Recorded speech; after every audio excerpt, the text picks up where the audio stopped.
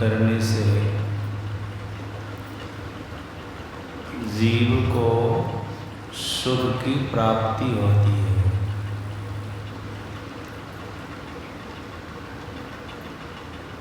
लेकिन ईश्वर परमात्मा की भक्ति सभी लोग नहीं कर सकते हैं। कौन लोग करेंगे? जो सदाचारी होंगे, अपने आप को पंच पापों से बचा कर रखेंगे, साथ साथ जो विषयों से बचकर रहते हैं। सुन रहे थे सदगुरु महाराज जी अपनी प्रवचन में कह रहे थे, जो विषयों से छूटकर रहेगा वे ही ईश्वर परमात्मा की भक्ति कर सकेगा। पहली बात तो ये रही, ईश्वर परमात्मा की भक्ति करने के लिए भक्त को सदाचारी होना होगा, अर्थात अपने आप को पंच पापों से बचा करके रखना होगा। दूसरी बात, विषयों से बच करके रहना होगा। विषयी लोग से ईश्वर परमात्मा की भक्ति नहीं हो सकती। जिस भक्ति को करने से सुख की प्राप्ति होती है।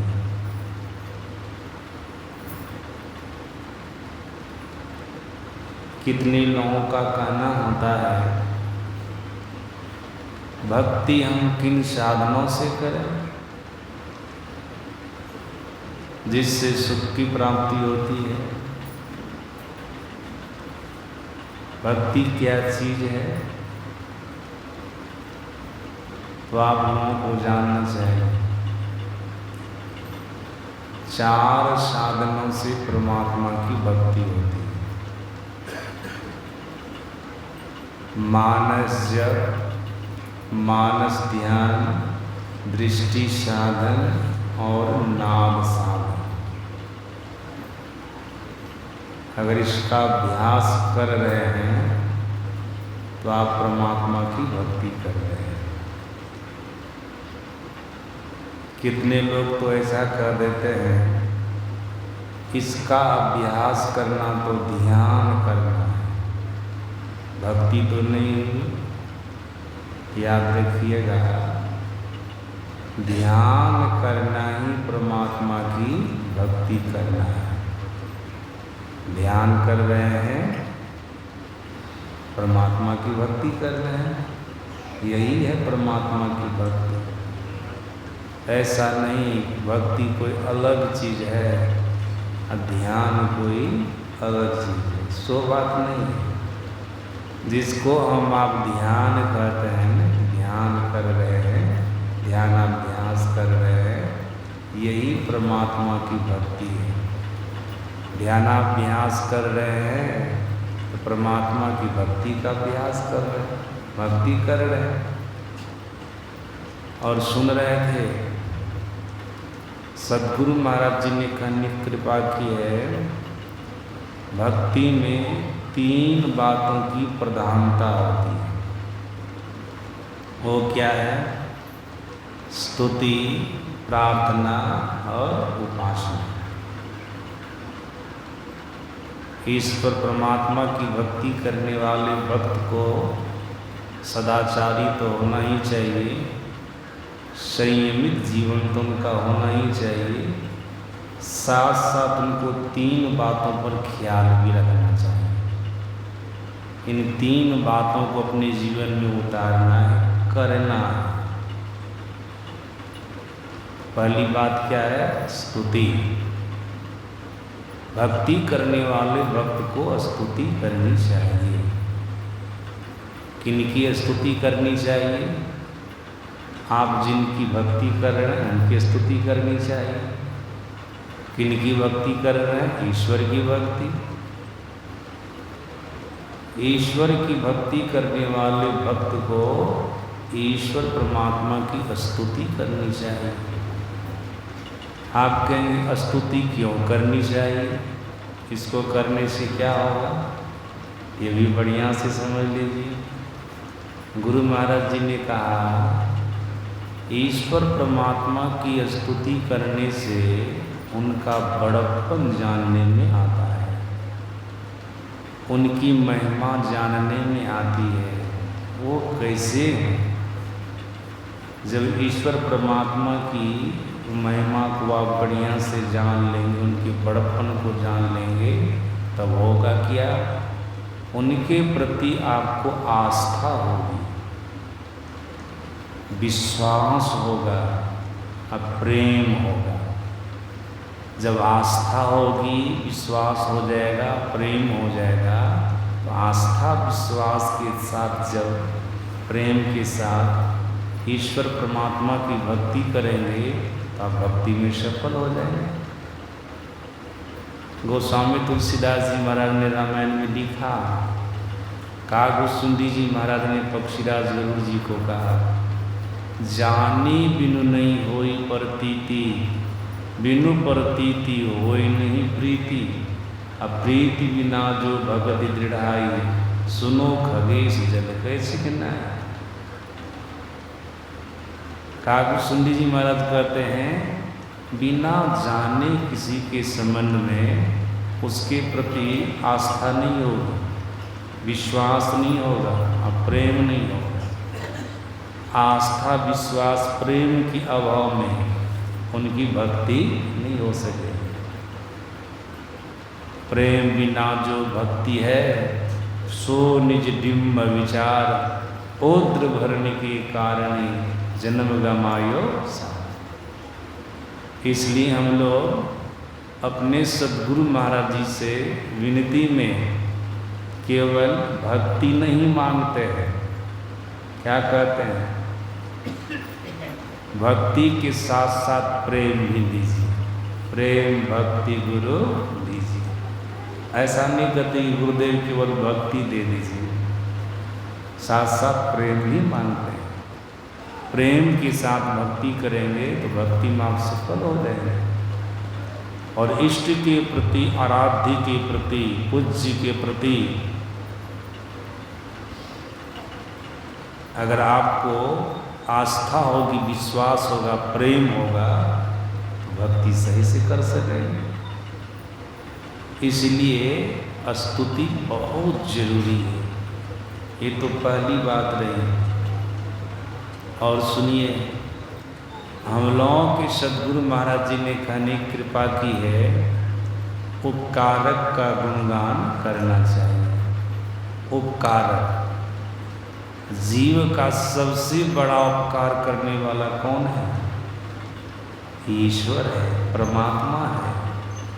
इससे बढ़कर के और संसार में कोई उपकारक जीव के नहीं है। आप कहेंगे कैसे सबसे बड़ा उपकारक हो गए? हम आप मतलब शरीर चेतन आत्मा जीवात्मा अन्यान प्रकार की जोनियों में भ्रमण कर रहे थे। उन जोनियों से छुड़ाकर मनुष्य शरीर देने वाला कौन है? ईश्वर है, परमात्मा है। सत्संग में सुनते रहते हैं, मर्यादा पुरुषोत्तम भगवान श्री राम का वचन है, आकर 4,84,000 जोनि भ्रमति है जीव विनाशी, फिरत सदा माया कर प्रेरा, काल कर्म स्वभाव गुण हेरा, कभुक करी करो नानर देही, देत ईस बिनो हेतु सने। जीव 84 लाख प्रकार की जोनियों में भ्रमण कर रहा था और कारण स्नेह करने वाले, प्रेम करने वाले ईश्वर परमात्मा ने उन शरीरों से छुड़ाकर, मतलब पशु पक्षी कीड़े मकोड़े वृक्ष पहाड़ के शरीर से छुड़ाकर मनुष्य का शरीर दिया है, ये उपकार है परमात्मा का। फिर माँ के पेट में बनाया है, वहाँ पर हर तरह से रक्षा किया है, वहाँ भरण पोषण किया है। फिर संसार में आए तो माँ के शरीर में दूध की व्यवस्था कर दिया है। ऐसा दूध जब चाहो तब पी लो, जिसको औंठना नहीं पड़ता है, मतलब गरमाना नहीं पड़ता है, ठंडा भी नहीं करना पड़ता है। माँ के दूध को कोई औंठता है, गरमाता है, ठंडा करता है। बच्चा की इच्छा हुई, भूख लगी, पी ली। कैसा दूध है? बिल्कुल सुपाच्य दूध। इसकी व्यवस्था करने वाली ही परमात्मा है। फिर उनकी बनाई हुई धरती है, उनका बनाया हुआ जल है, उनकी बनाई हुई हवा है, उनका बना हुआ आकाश है, अग्नि, सब कुछ है। सब कुछ को परमात्मा दिए। सदगुरु महाराज जी का दिए जीव का सबसे बड़ा उपकार करने वाला है, उपकार करने वाला है। इसलिए ईश्वर परमात्मा का गुणगान करना चाहिए।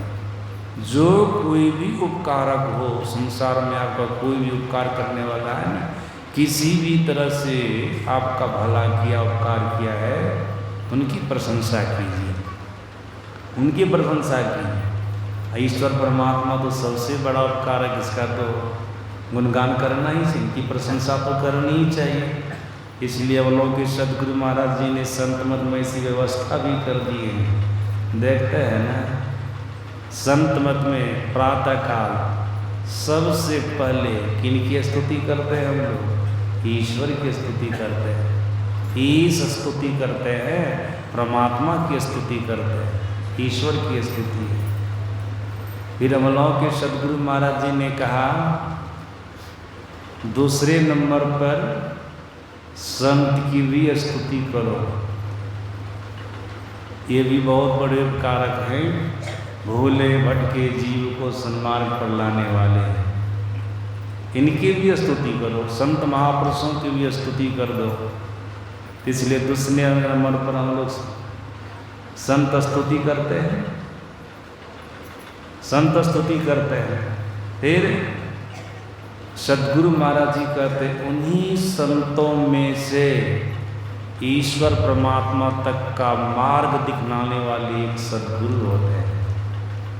ईश्वर तक का राह दिखाने वाले, मतलब दीक्षा देने वाले सदगुरु होते हैं। इसलिए गुरु की भी स्तुति करो, गुरु की भी स्तुति करो।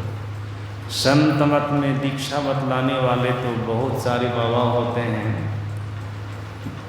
हम लोगों के सदगुरु महाराज जी ने कहा वो दीक्षा गुरु हैं, लेकिन हम सदगुरु हैं, हम सदगुरु हैं। इसलिए गुरु महाराज जी ने कहा दीक्षा बतलाने वाले अपने आप को गुरु न समझें। इसलिए न समझें कि गुरु के अंदर वो सामर्थ्य होता, वो शक्ति होती है, जो जीव उनकी शरण में आता है उनके जन्म जन्मांतर के पाप रूपी कीचड़ का शोषण कर लेता है। अगर ये सामर्थ्य तुम्हारे अंदर में नहीं है, ये शक्ति तुम्हारे अंदर में नहीं है, तू अपने आप को गुरु कहलाओगे कि हम सदगुरु हैं, तो फिर शिष्य तो नरक में जाएगा ही, तुम भी नरक में चले जाए। सदगुरु महाराज जी का ये बड़ा उपकार है। बोले दीक्षा दो, अगर सदाचार का पालन कर रहा है, बढ़िया से साधन कर रहा है, संत मत की सर्वोत्कृष्ट साधना नानानुसंधान का अभ्यास कर रहा है, तो दीक्षा दो।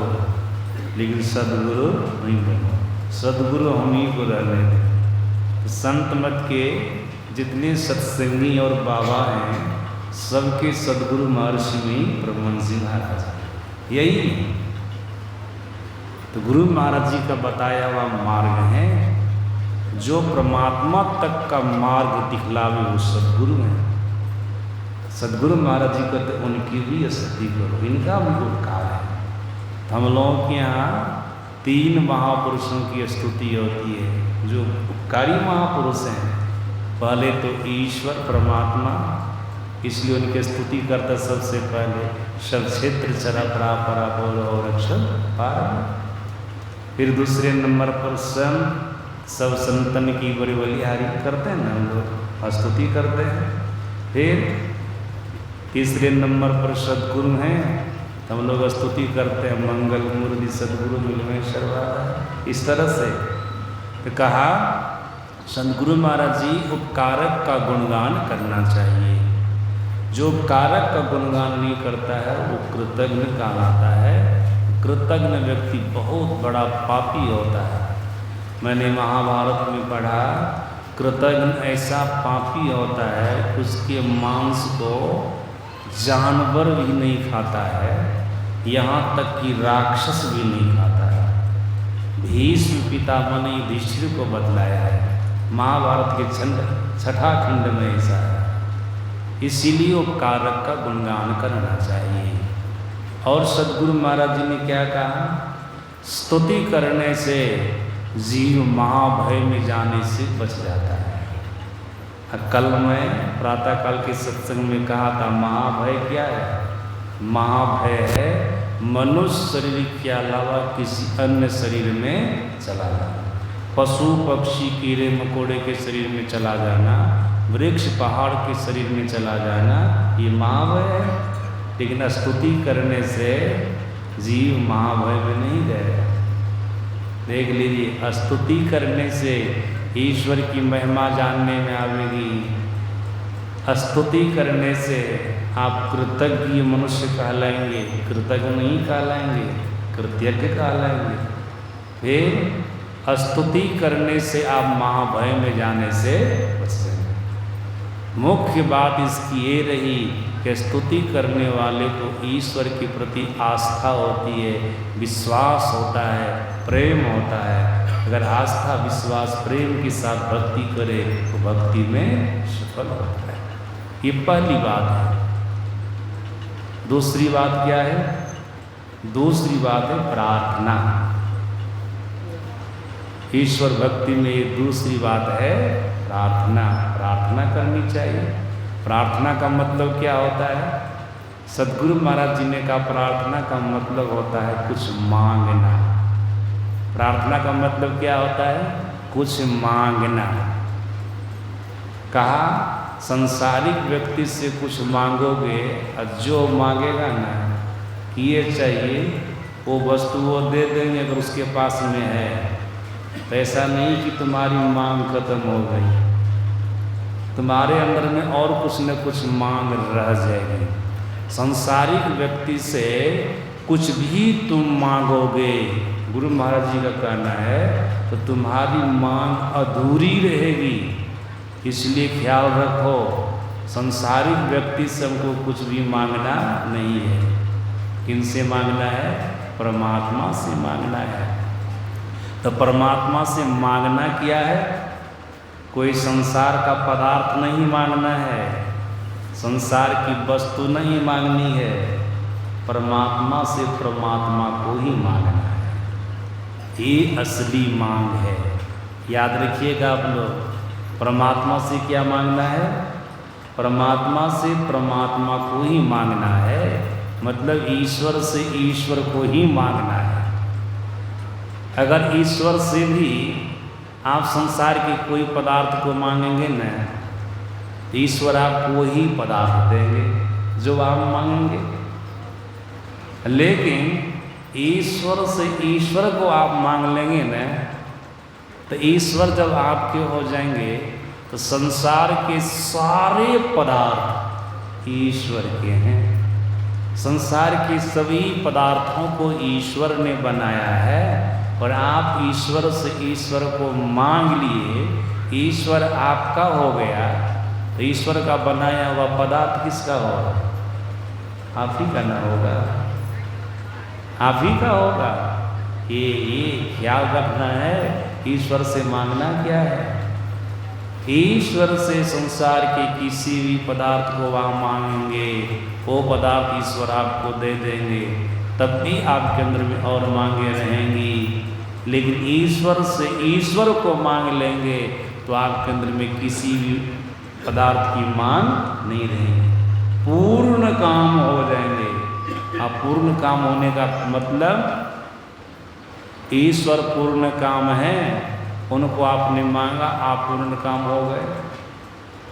वहाँ से सभी पदार्थों का निर्माण होता है, सभी पदार्थों का उपभोग आप वहीं पर पहले कर लेंगे। यहाँ पर आप किसी पदार्थ को ईश्वर से मांगेंगे ना, उससे कहीं बढ़िया पदार्थ आप किसी के पास में देखें तो आपके मन में होगा ये पदार्थ हमारे पास नहीं है, अगर ये भी ईश्वर दे देते तो बढ़िया होता।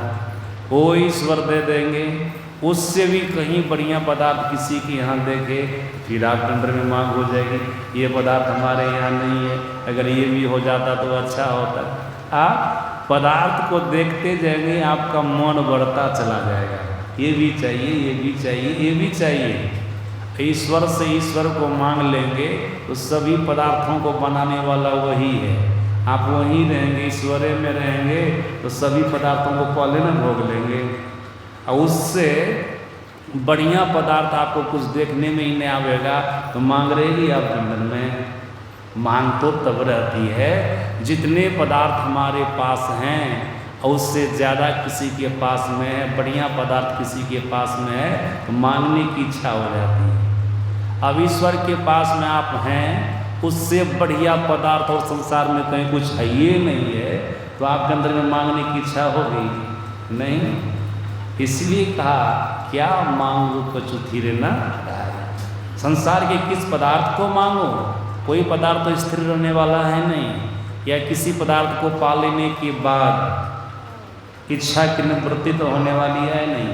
हाँ, एक ईश्वर को कोई मांग ले फिर उनकी सारी मनोकामना पूर्ण हो जाती है, उनके अंदर में किसी प्रकार की मांग नहीं रहती।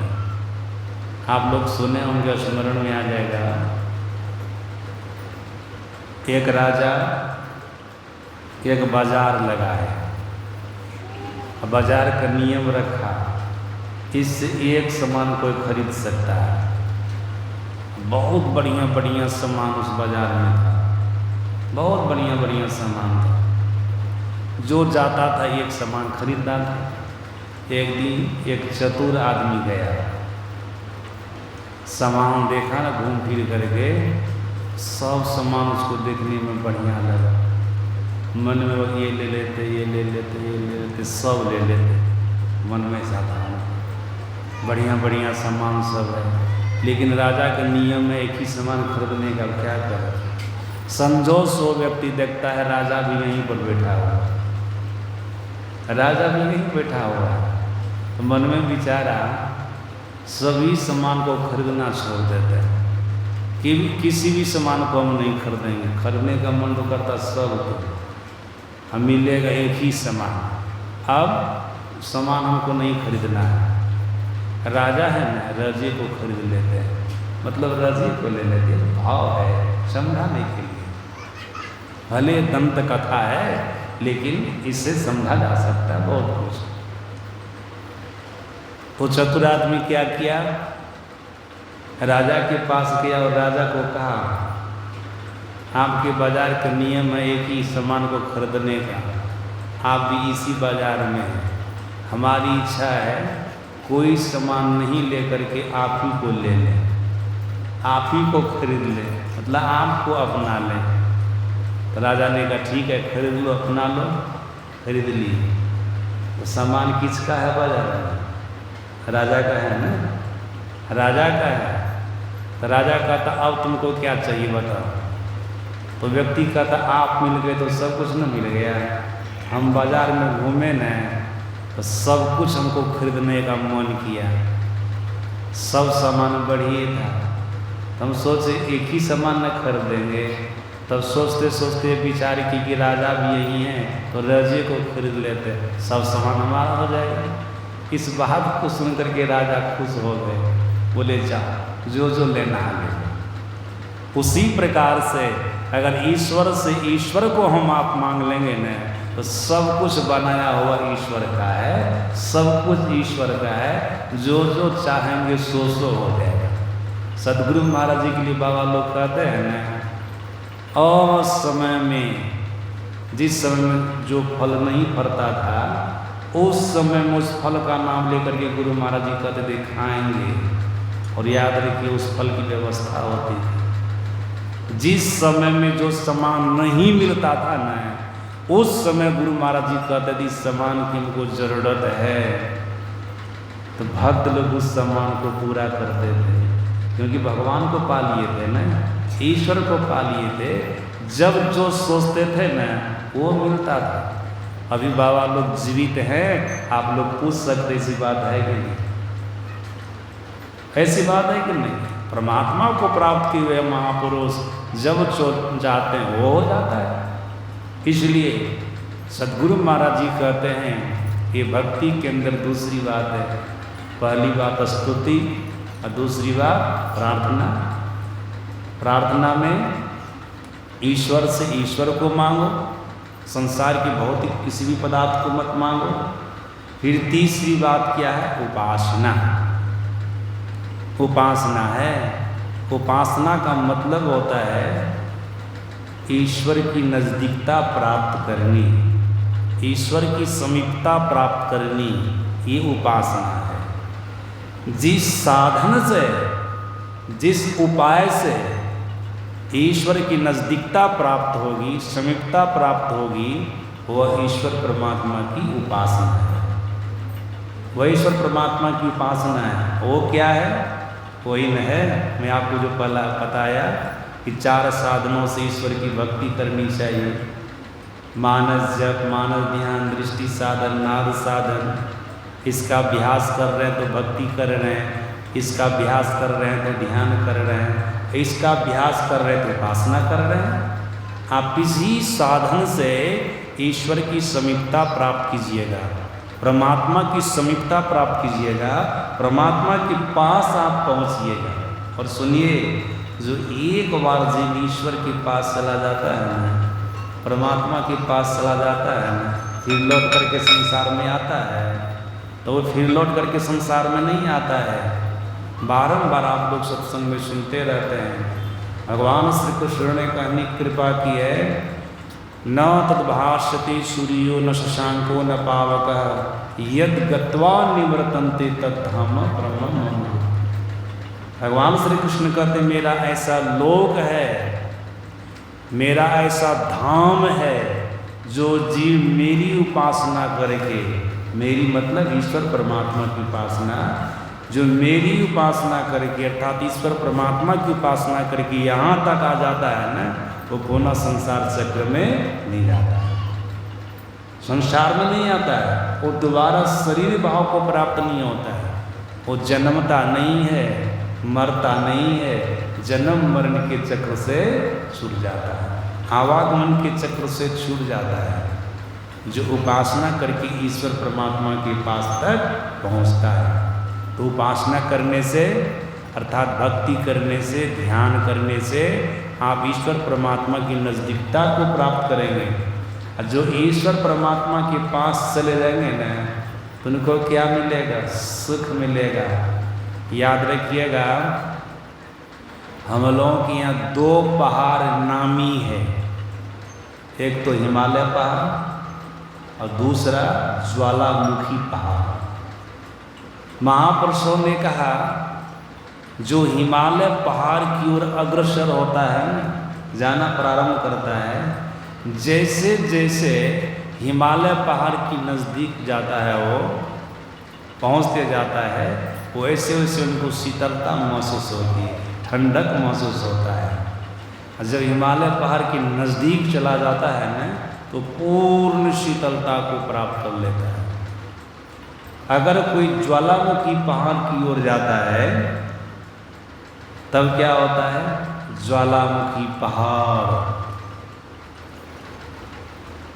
पर अग्नि धधकती रहती है, या वो पहाड़ अग्निमय है।